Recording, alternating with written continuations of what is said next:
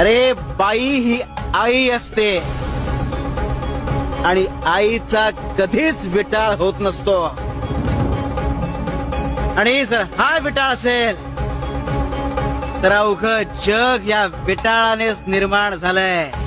असं जर आहे तर महिन्याच्या 5 दिवस घरापासून दूर बायकांना झाडाखाली बसवण्याची पूर्वापार चालत आलेली जी प्रथा आहे ती काय उगाच?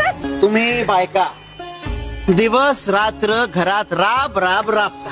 ते या सगळ्या धबडग्यातून तुम्हाला हक्काची विश्रांती मिळावी म्हणून हे 5 दिवस तुम्हाला बाजूला बसवलं जात.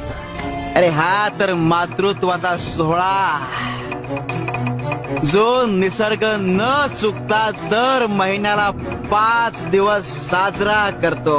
शिवार शंकर नमामि शंकर शिवशंकर शंभो.